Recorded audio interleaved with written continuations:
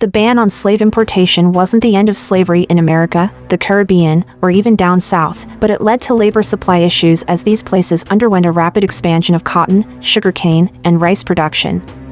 The invention of the cotton gin in 1793 revolutionized the cotton industry and led to a sharp increase in the demand for enslaved labor. Slaves became a commodity for both owners and traders, who saw them as an instrumental part of the industry moving forward. The end of the African slave trade, coupled with the high mortality rates among slaves as a result of the grueling labor they had to endure, led to a shortage in the slave supply. Soon, slave masters needed a solution, and they needed it fast. This led them to some rather sinister alternatives. Their corrupted minds and collective greed birthed an unimaginably inhumane solution that I believe could only be conceived by a mind that saw the enslaved people not as people but as mere commodities. They began to evaluate the fertility of slave women in order to breed slaves.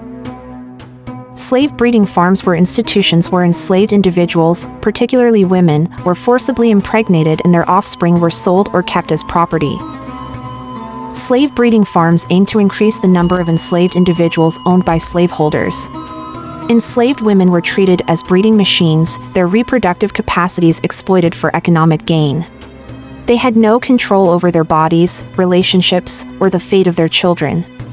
The trauma and emotional distress experienced by enslaved women who were subjected to this practice cannot be overstated.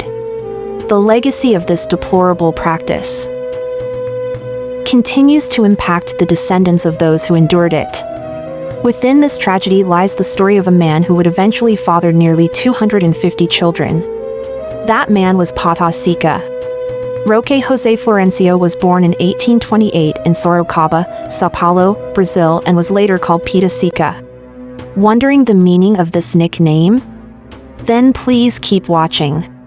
He was kidnapped and enslaved by a landowner named Joaquim José de Oliveira, but he was later purchased in a fair by Francisco de Cunha Bueno. Pata Seca was a wonderful man with a powerful physique who was over 7 feet tall and weighed around 330 pounds, that is 150 kilograms. He was admired for his bravery, intelligence, and charisma. Also, he was deeply committed to justice and dignity. He rebelled frequently against his oppressors and attempted to flee multiple times. The name Pata Seca translates to dry foot in Portuguese. There are several theories as to how this name came about. Some claim it was because he had dry skin on his feet. Others believe it was because he walked barefoot on the scorching soil without feeling any discomfort. Another explanation is that he left no trace after escaping from his captors. As an enslaved man, he was in a unique situation as he did not work in fields or reside in the slave quarters. Pata Seca had an excellent rapport with his owner Francisco, who trusted him with tasks like carrying mails and caring for the farm's animals, which required him to ride his horse daily between the remote village and city of São Carlo. The dark era of slavery in Brazil is a long story to recall, and one of the horrific practices that followed during that time was the practice of slave breeders.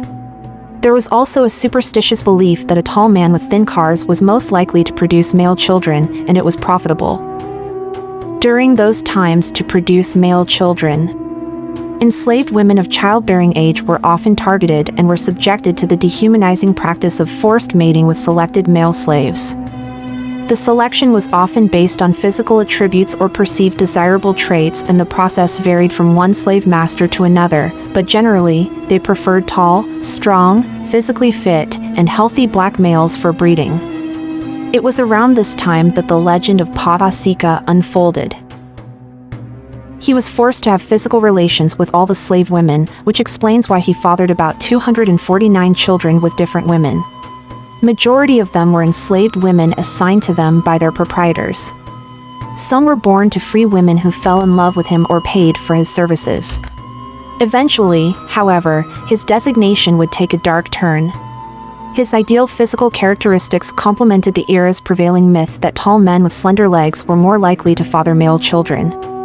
For laborious and physically taxing duties, male slave children were preferred as the next generation of the enslaved workforce. And so, Pata Seca was designated slave breeder by his master, making him responsible for impregnating other slave women working on the farm. Some might argue that he lived a better life than most slaves, full of sexual gratification and free from the arduous labor most of his counterparts had to endure, but I beg to differ. Being forced into sexual slavery would not only be very tiring and incredibly dehumanizing, arguably even more than performing mundane labor, but it would also mean your life would be completely devoid of romantic love or human connection. This made him a direct ancestor to about 30% of the population of Santa Eudoxia, São Carlos. I believe slave breeders would begin to see slave women not as companions but as objects to perform their duty on, one after the other. You would also be deprived of a family life, unable to tell who your offspring is and who isn't. Your sole purpose would be to please your oppressor. Seca was responsible for creating a labor force with strong genetic traits to boost the productivity of his owner's farm. For this reason, his health and safety was paramount. He was regularly examined for diseases, well-fed, and put to work like an animal. Pata Seca himself had trouble identifying his children. Adopting their father's enslaved status, they were often put to work at unimaginably young ages, forced to work at plantations and endure back-breaking labor. Others were sold for profit on the slave market. I find it incredibly tragic how these children never got to experience a proper childhood, never got to know their father, and were stripped of their innocence at an age where nobody should be. Pata Seca's descendants can be found across Brazil and beyond.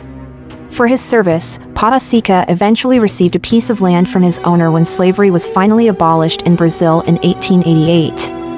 Only after gaining his freedom was Pata Seca given a shot at real love and companionship. He married a woman named Palmyra and had 9 children with her. On the land gifted to him by his former master, he built a life for himself and his family, operating his own farm, Sítio Pata Seca, that produced rapadura, a form of unrefined cane sugar. Honest work earned him just enough to support his family and get by. Pata Seca passed away peacefully on the 13th of June, 1958, at an alleged age of 130 years. He was buried at a cemetery in Santa Eudoxia, where a statue was erected in his memory. This is the story of a legendary man who has seen it all. I believe Pata Seca's story highlights the sinister nature of slavery during his time. Slave breeders back then were treated like animals for selective breeding, completely ignoring their rights, emotional well-being, and agency. Their owners manipulated and controlled every aspect of their lives, and their bodies were at their master's disposal.